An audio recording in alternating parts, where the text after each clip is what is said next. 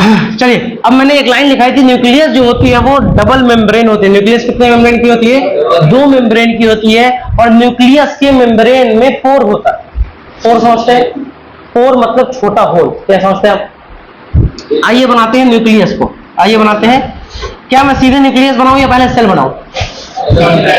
पहले सेल बनाऊं। आइए, ये लीजिए आपका cell. This is what we call cell. बड़ा सेल इसलिए बनाया क्योंकि इसके अंदर हमें न्यूक्लियस भी थोड़ा सा बड़ा बनाना है। न्यूक्लियस भी हमें बड़ा बनाना है।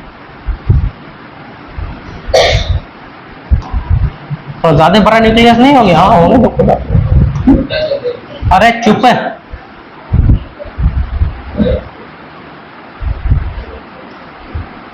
देखा कैसे छोटा हो गया? बोलना। टेक्नोलॉजिया सुना है? टेक्नोलॉजिया, यही होता है टेक्नोलॉजिया।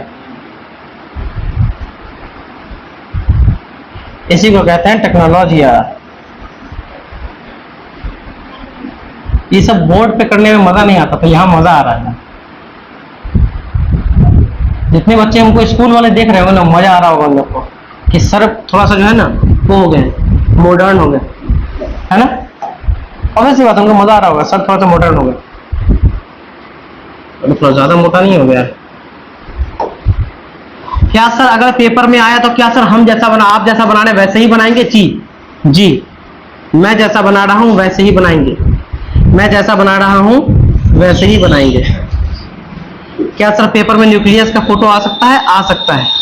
तो क्या सर आप जैसा बना रहे हैं वैसा ही बनाएंगे? बिल्कुल वैसा ही बनाएंगे।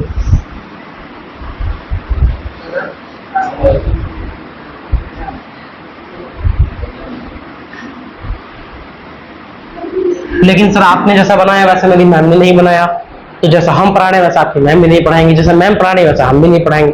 तो सबके टीचर का अपना तरीका होता है। आपको जो कन्वीनियंट लगे, फोटो बनना चाहिए। क्या होना चाहिए? फोटो बनना चाहिए। खत्म, फोटो बनना चाहिए। कैसा बने मतलब नहीं है। देखिए, ये 2 लेयर न्यूक्लियस की, ये 2 लेयर होती है, इसको कहते हैं न्यूक्लियर इन्वेलप। क्या कहते हैं? Nuclear envelope. कभी इन्वेलप में कुछ दिया है किसी को? अरे भाई शादी ब्याह की बात कर रहा हूं, तुम गलत सोच रहे हो। अरे तुमको मिला तो नहीं होगा, अभी मिलने की उम्र तो नहीं है। दिया होगा पक्का, शादी ब्याह में दिया इन्वेलप। इन्वेलप मतलब होता है एक ऐसा पेपर जिसके अंदर कुछ चीज रखी है। बिल्कुल, ये अपना न्यूक्लियस को इन्वेलप करने की बातें हैं, तो न्यूक्लियर इन्वेलप हो गया। अगर मैं इसके अंदर की बात करूं तो ये अपना क्रोमैटिन हुआ। क्या हुआ? क्रोमैटिन हुआ। क्या हुआ? ये क्रोमैटिन। अच्छा, मैं यहां पर एक सवाल पूछ सकता हूं क्या? बिल्कुल हक है मेरा पूछने का कि अगर मैंने यहां तक क्रोमैटिन बना दिया तो बताइए मैंने कौन सा सेल बनाया? डिवाइडिंग या non dividing? Non dividing. Literally मैं ये फोटो बना करके सवाल मैं ये पूछ सकता हूं कि डिवाइडिंग है कि नॉन डिवाइडिंग? Non dividing. आपको लगेगा ये तो फिगर का फोटो, ये फिगर का सवाल है, 5 नंबर ना, 1 नंबर का सवाल है, ऑब्जेक्टिव। क्रोमैटिन दिखा मतलब क्या? अगर यहां पे क्रोमोसोम दिखता तो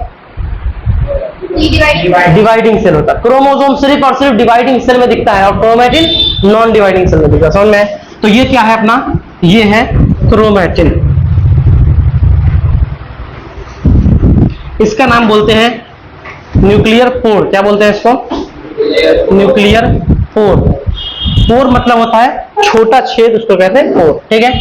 अब उसके बाद यहां से लेके यहां तक के बीच, जैसे आपने सेल पढ़ा है और सेल और न्यूक्लियस के बीच में एक स्पेस वो जेली लाइक स्ट्रक्चर से भरा होता है, उसको कहते हैं साइटोप्लाज्म। क्या कहते हैं? इसी तरह न्यूक्लियस को भी हम लोग आज एक सेल मानते हैं।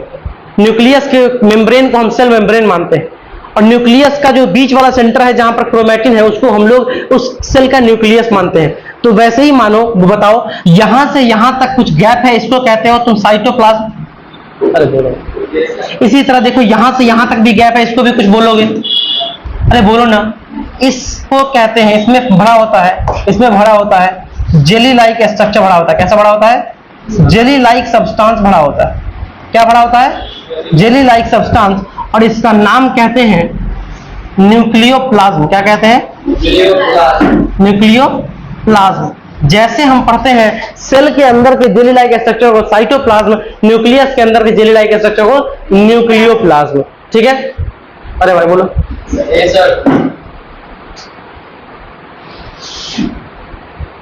एक और चीज होता है इसके अंदर, न्यूक्लियोलस होता है। न्यूक्लियोलस होता है, तुम्हारे मैंने पढ़ा है न्यूक्लियोलस। न्यूक्लियोलस एक ऐसा पार्ट होता है जहां पे आरएनए का सिंथेसिस बहुत ज्यादा होता है। अगर न्यूक्लियस के किसी एक पार्ट में, न्यूक्लियस के किसी एक पार्ट में आरएनए का, जैसे मान लो कि यहां पर, जैसे मान लो कि इस वाले पार्ट में, नहीं ये तो सेम कलर हो जाएगा, कलर थोड़ा सा डिफरेंस होगा। मान लो ये वाले पार्ट में, ये वाले पार्ट में आरएनए बहुत ज्यादा बन रहा है, आरएनए फॉर्म मोर, इंग्लिश थोड़ी खराब है, इग्नोर करना। यहां पे आरएनए ज्यादा बन रहा है, क्या बन रहा है? आरएनए बन रहा है ज्यादा। जब आरएनए ज्यादा बन रहा है तो यहां पर ऑब्वियस सी बात है प्रोटीन ज्यादा बनेगी, प्रोटीन ज्यादा बनेगी, और इस पार्ट का नाम होता है न्यूक्लियोलस। क्या होता है? न्यूक्लियोलस। वो पार्ट न्यूक्लियस का जहां पर आरएनए या प्रोटीन का सिंथेसिस ज्यादा होता है, उस पार्ट ऑफ न्यूक्लियस को बोलते हैं न्यूक्लियोलस। क्या बोलते हैं? न्यूक्लियोलस।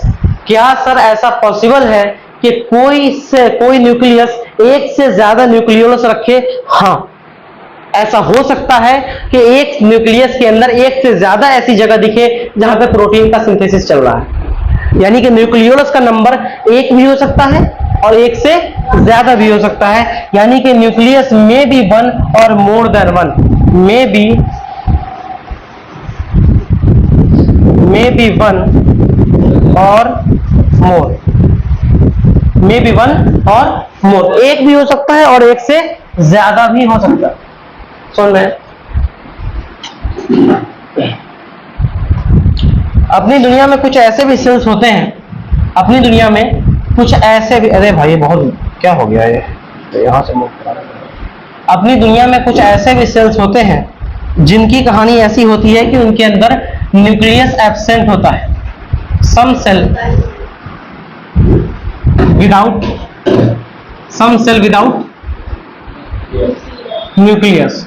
कुछ ऐसे सेल्स भी होते हैं जिनमें न्यूक्लियस नहीं होता है, और इनमें सबसे पहला नंबर आता है आपके आरबीसी का। क्या नाम होता है इसका? Red blood cell. दूसरा नाम आता है सीव सेल। सर ये हमें पढ़ना है? जी पढ़ना है। जब मैं पैरेन्काइमा पढ़ा रहा हूंगा, जब मैं फ्लोएम पढ़ा रहा हूंगा, तो वहां पे मैं सीव सेल का नाम लूंगा और सीव ट्यूब बताऊंगा फ्लोएम के अंदर, उसमें भी न्यूक्लियस नहीं होता है। तो ये दो आपके सिलेबस में है जिसके अंदर न्यूक्लियस की मौजूदगी नहीं होती है। यानी कि ये दो सेल और भी होते हैं, उससे तुझे क्या मतलब? तेरे सिलेबस में जितना इतना मैं बता रहा हूँ, मुझे उतना ही आता जितना तुझे चाहिए। क्या है मेरे पीछे पड़ा हुआ भाई? मैं नहीं आता ज्यादा भाई, उतना ही आता जितना तुझे चाहिए। हाँ, दो टाइप सेल, दो ऐसा सेल जिसके पास न्यूक्लियस नहीं होता है, तो इसकी लाइफ कैसे कंट्रोल होती है? दूसरे करते हैं। आरबीसी की लाइफ तो छोटी सी होती है, 120 दिन, 4 महीने की कहानी है। और सीव सेल का कंट्रोल कोई किसी और के हाथ में होता है, पूरी लाइफ उसको कंट्रोल करता है। न्यूक्लियस का काम बेसिकली कंट्रोल ही तो करना है, जेनेटिक इंफॉर्मेशन कैरी फॉरवर्ड करना है, तो सीव सेल का काम दूसरा कर लेता है। अच्छा, कॉपी के ऊपर लिखा मैंने जो बोला था?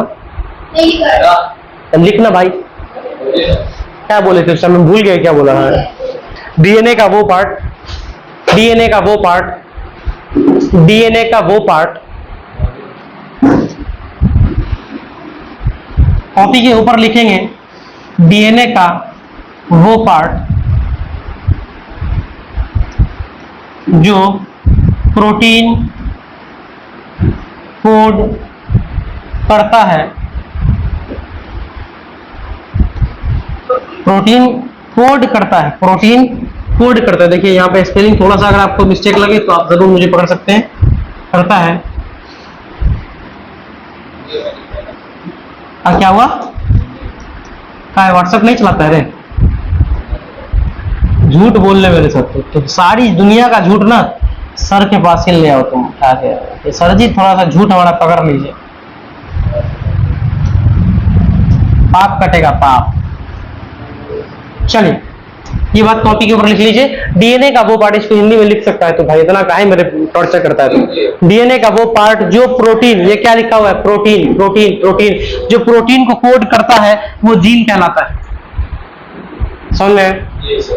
चलिए अगले पन्ने के कॉपी के ऊपर, अगले पन्ने के ऊपर सम सेल विदाउट न्यूक्लियस। अगर उस पन्ने में कुछ नहीं लिखा है फिर भी लिखो, कभी ना कभी तो लिखोगे उस पन्ने में। सम सेल विदाउट न्यूक्लियस,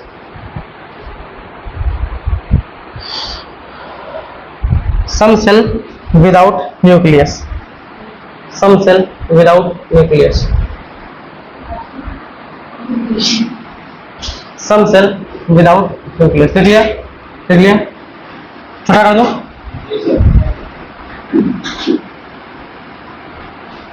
देखो मैं ये कह रहा था कि जैसे ये क्रोमैटिन, तो क्रोमैटिन का काम है प्रोटीन बनाना। क्रोमैटिन तो जीन है ना भाई, एक तरह का, सॉरी डीएनए है ना, और डीएनए के अंदर जीन होता है, तो जो भी जीन वाला पार्ट है वो प्रोटीन बनाएगा ना। तो प्रोटीन जब बनाएगा, मान लो यहां पर पी नाम की कोई प्रोटीन बनी, तो वो इसी न्यूक्लियर पोर होकर के बाहर चली गई। बोल, न्यूक्लियर पोर का काम क्या है? न्यूक्लियस के अंदर जो चीज बनी है उसको बाहर भेज दीजिए, या अगर बाहर से कोई चीज एक्स नाम का सब्सटेंस है वो न्यूक्लियस के अंदर चाहिए, उसको न्यूक्लियस के अंदर कर दीजिए। यानी कि न्यूक्लियर पोर क्या करता है? सब्सटेंस का ट्रांसपोर्ट करता है। न्यूक्लियर पोर क्या करता है? Transport of substance.